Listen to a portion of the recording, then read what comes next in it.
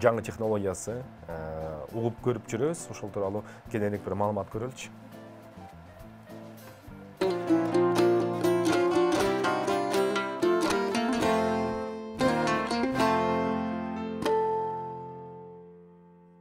Үй салуунун жаңы түрүн Кыргызстанда табышты. Ал жакта уста самандан үй сала баштады. Кирпичке караганда арзан жана конструкциясы жаратылыштын ар кандай капризине туруктуу. Үй куруунун жаңы технологиясы жөнүндө Бекмамат Асанбеков айтып берет. Цемент раствору ордунда топурактан жасалган ылай, кирпичтин ордунда саман. Бул курулуш объектисинде башкы материал самандын түктөрү. Бул үйдүн жылуулугун жакшы сактайт. Аягында сыртынан штукатурка менен жабдыш эле калат. Ар бир бетин 5 сантиметрден. Самандан жасалган үйлөр Америка Кошмо Штаттарында 19-кылымдын аягында салына баштаган. Бул үй салуу технологиясын Кыргызстанга мурунку экономист Айбек Шаршыбаев алып келген. 2000-жылдардын аягында Айбек жумуш издөө максатында Англияга барган. Ошол жерден улам үй куруу технологиясына кызыгуусу башталган. Самандан жасалган эң биринчи курулган жана азыркы убакытка чейин турган үйлөр 100 жылдан ашты. Бул үйлөрдүн уникалдуулугу эч кандай вентиляция же болбосо кандайдыр бир химиялык заттар менен обработка кылбайсың. Бул үйлөрдүн дубалдарын плесень баспайт жана көгөрбөйт. Ар бир үйгө 700 түктөн ашык саман керектелет. Ар бирөө $1,5. Кирпич менен цементтен аябай эле арзан. Соңунда бир үйдүн квадрат метрине отделкасы жана усталардын жумушу менен $400 керектелет. Салыштыра келгенде Бишкектин жаңы конуштарында үйлөр 2 эсе кымбат болот. Адамдардын саманга болгон кандайдыр бир коркуу сезимдери бар. Цементтен турган үйлөр бекемирээк болот деп ойлошот. Бирок самандан жасалган үйлөр деле бардык жаратылыш көйгөйлөрүнө туруштук бере алат. Эгер туура куруу технологиясын колдонуп курса, бул үйлөр 100 жылдан ашып туруп берет деп билдирет Айбек. Өзүнүн сөздөрүн тастыктоо үчүн өзү 6 жылдан бери самандан жасалган үйдө жашайт. Мен үйдө да айткандай эле, үйдүн ичиндеги бөлмөлөрдүн дубалдары кирпичтен салынган, сырткы дубалдары болсо самандан жасалган. Весь периметр стен у нас сделан из соломенных тюков. Бул технологияда куруунун дагы бир жакшы жери бул үйдүн жылуулугу. Электр энергиясын көп колдонбойсуз. Анткени бөлмөлөрдү үйдүн ичиндеги меш менен гана жылытып койсо болот. Самандан жасалган тышкы дубалдары жылуулукту сактап, суукту киргизбейт. 200 квадратты жылытыш үчүн Айбек жылына $150 керектейт. Самандын 40 сантиметри кирпичтин 1,5 метрине барабар. Эми эсептесеңиз, сиз кирпич жана цемент материалдарына канча күч жана канча акча кетиресиз. Бул абдан көп акча каражатын керектелет жана эффективдүүлүгү аз. Келечекте Айбек бул технологияны жаңылап, толугу менен үйдү жылуулатуу системасын колдонбой жашоого мүмкүн кылгысы келет. Жана ошондой эле кызыккандарга акысыз консультация берет. Келечекте үй куруу боюнча мектеп ачууну максат кылат. Бекмамат Асанбеков, Зарлык Раимкулов, Мирлан Макаев, Мир 24.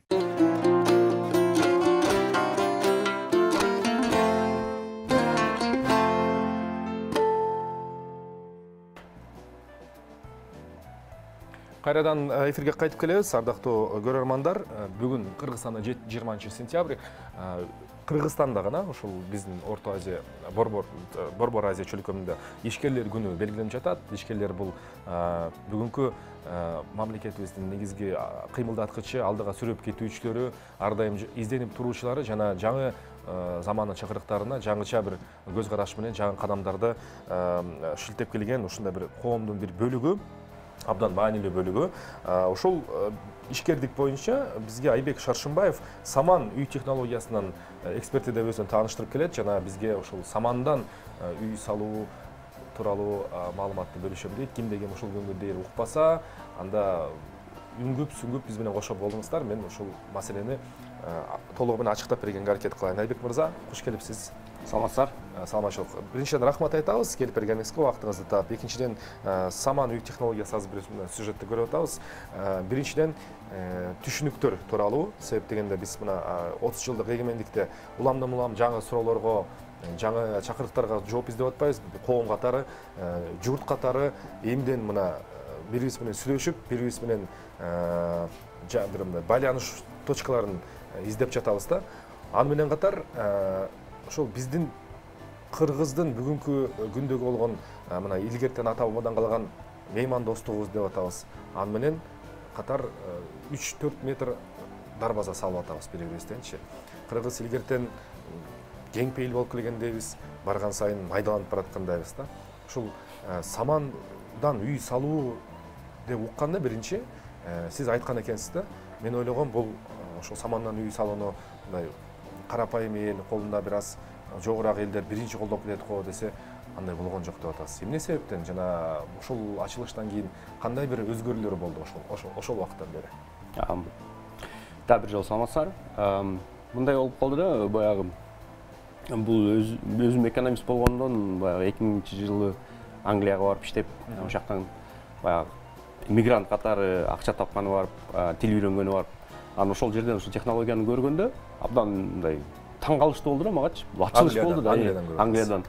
Мага ушунчалык анткени кичинекей бала чагыңда сен бул түк самандарды күнүгө көрүп, ойноп үстүнө чыгып, тиги жүргөнүң, анан бул жерден баягы там салат дегенде эсимде бар, байкелерим там салганда абдан кыйналып, биз цементте анан ауырып лай, сокмо, абдан мындай кыйын көрүнгөндө үй салганчы. Анан бул жерден көргөндө мен ушундай таң калып, ошол ойдон кала берди эсимде. Анан келе бердик бияка келгенден кийин, анан бир 2010-жылы иним үйлөнгөндө ошол бир маселе болуп калды.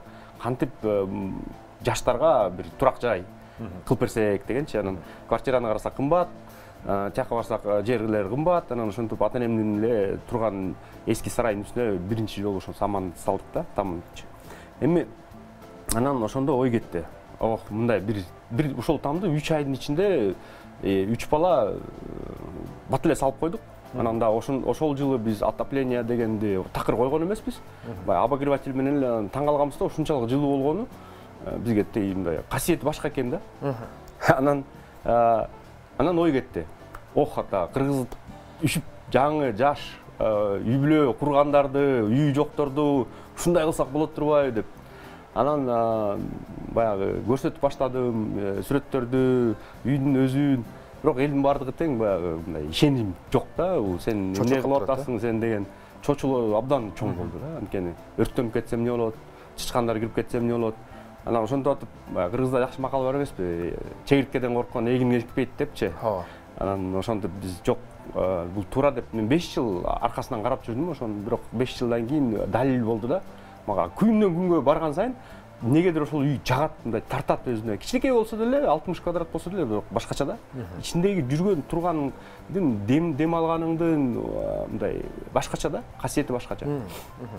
Анан сиз айткандай, көрсө биздин адамдардын баягы аң сезими же ошого жетиш керек экен да. Ушундай үй каалаганга, анткени Европада бул маселе баягы мен адам зат киммин, бул планетада эмне кылып атам, кандай өзүмдөн кийин кандай нерсе калтырам деп. Бизде сенин тамың бала бакчаңа калыш керек, анан мындай эмелер көп да, маселелерчи. Сен канчалык чоң кылсаң, канчалык мындай даражалуу кылсаң, сени ошончолук эл баалайт, авторитетиң көтөрүлөт депчи.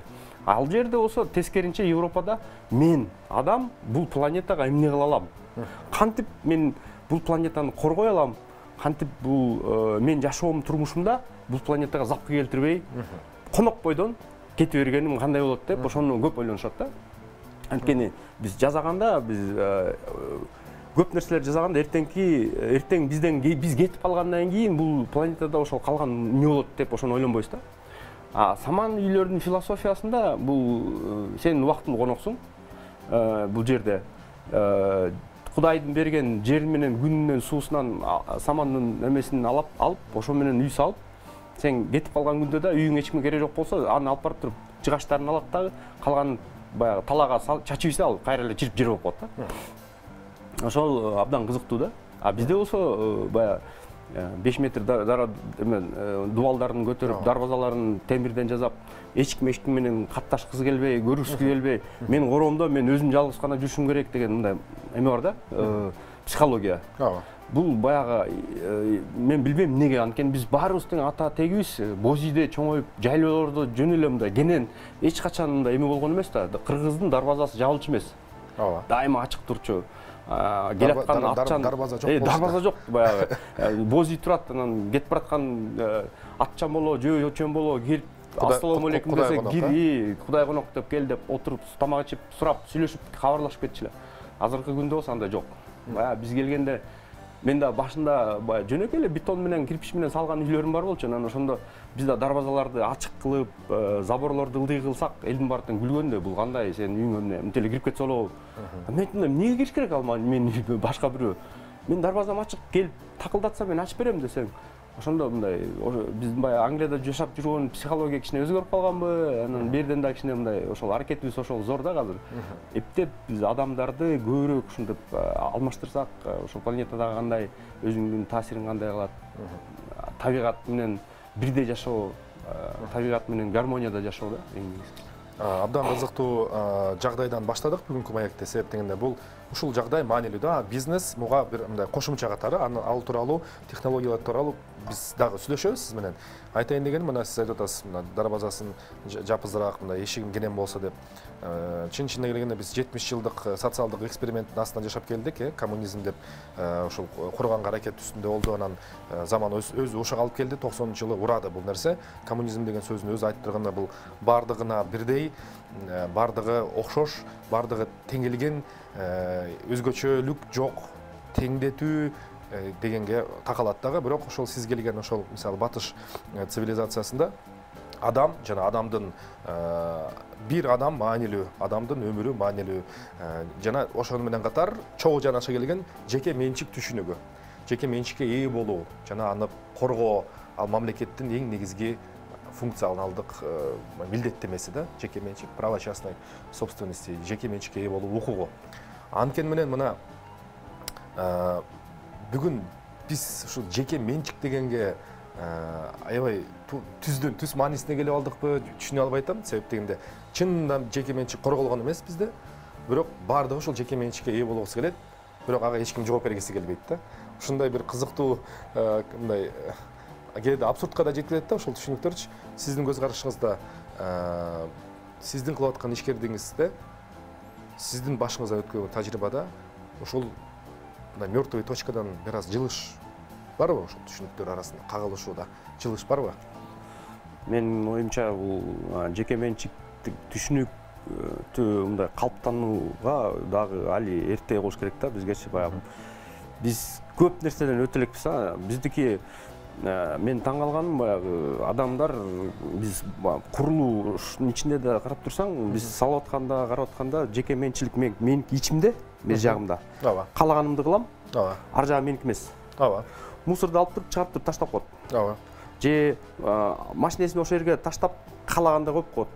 Же алат дагы жеке менчик бул меники ичи ташынакай деп туруп анан ичи сыртына мен деген септикти же эмени сыртына чыгарып салам анткени ал көчөдө депчи. Мындай. Ооба.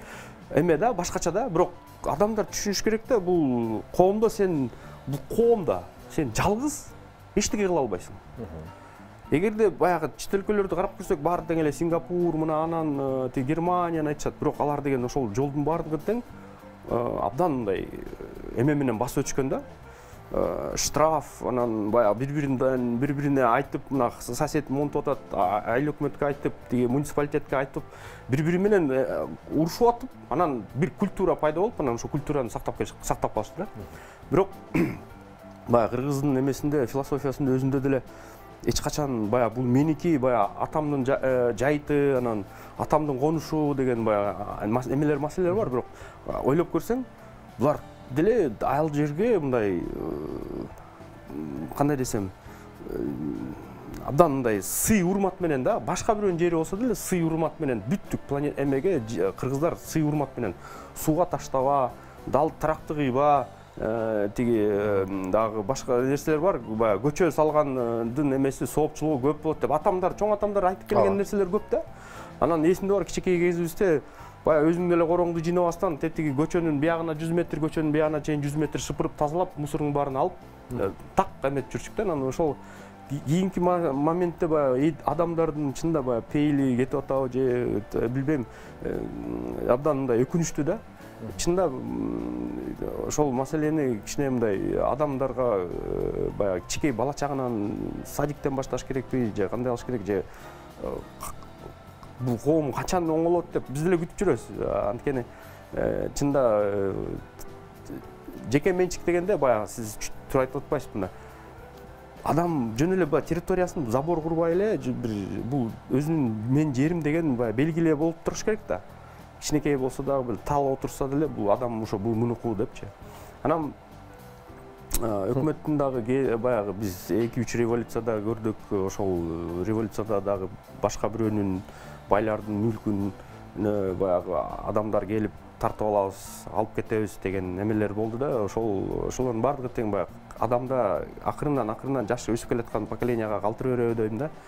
Мындай алып бирөөнүкүн алып байып кетем, бирөөнүкүн алып эметип жакшы болуп кетем депчи, бирок билесиз да, андай мүмкүн эмес. Ал баягы рейдерство деген жукпайт. Кыргызда атаныкы балага жукпайт дейт.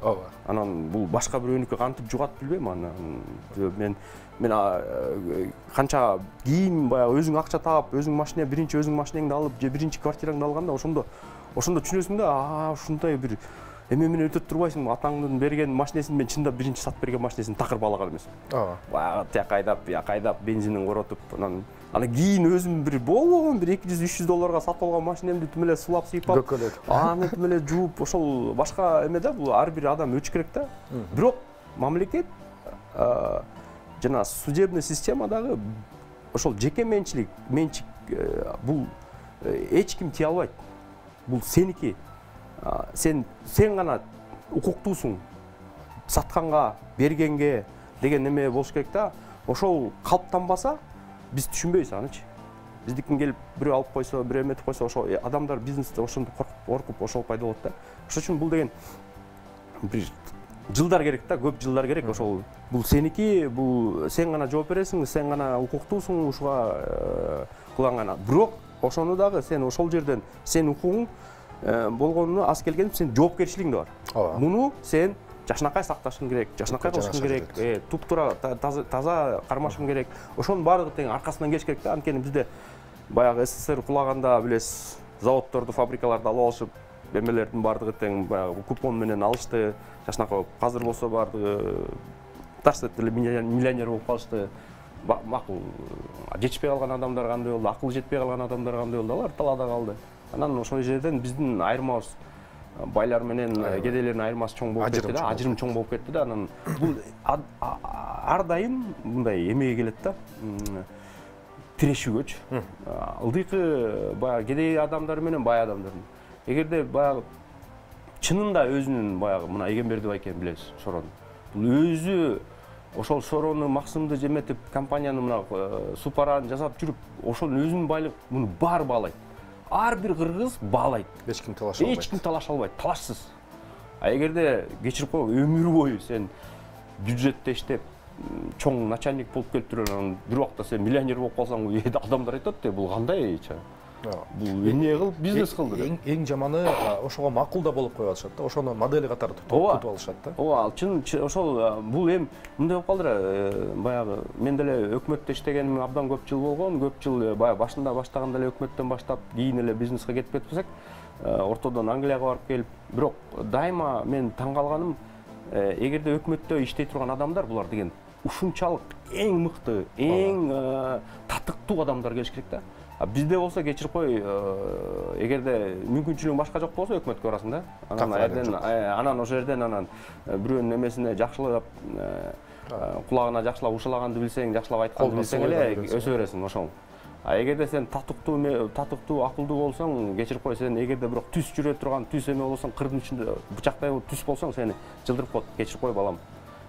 Биз билебиз да, күнүгө аны иштегенбиз. Ал алгоритмдерди көргөнбүз. Ооба, мен иштегем, канча жыл иштедим өкмөттө, билем аны бар.